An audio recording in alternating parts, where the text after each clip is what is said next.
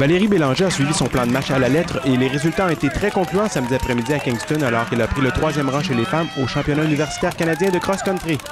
Ayant conservé suffisamment d'énergie pour terminer en force, l'étudiante en médecine a dépassé 3 adversaires au cours du 5e et dernier kilomètre de la course pour finalement monter sur la dernière marche du podium.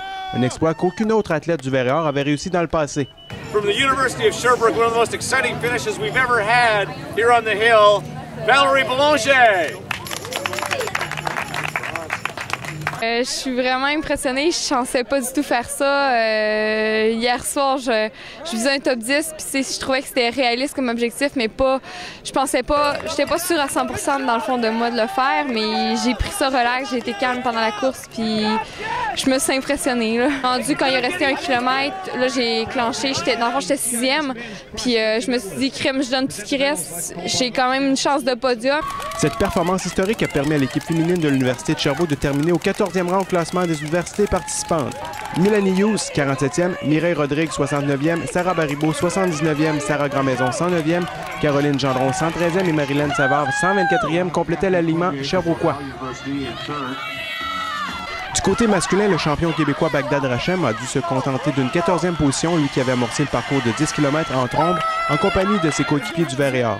Après une première moitié de course endiablée, les Sherbrookois ont en effet été doublés par la délégation de l'Université Guelph, qui ont finalement mené jusqu'à la toute fin.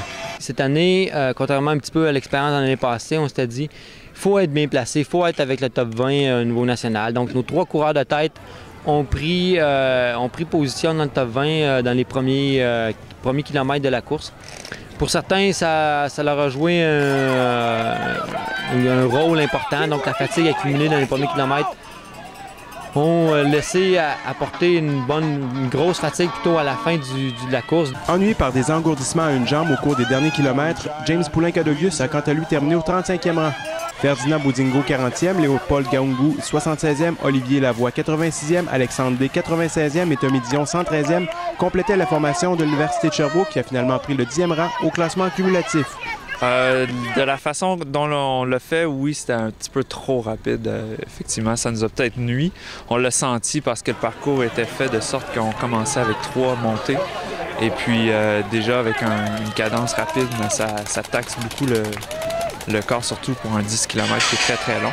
Donc, ça nous a nui, effectivement, un peu à la performance d'avoir un enthousiasme un peu trop élevé au début. C'était Pascal Morin pour Vert et Or Télé. We're very proud to welcome you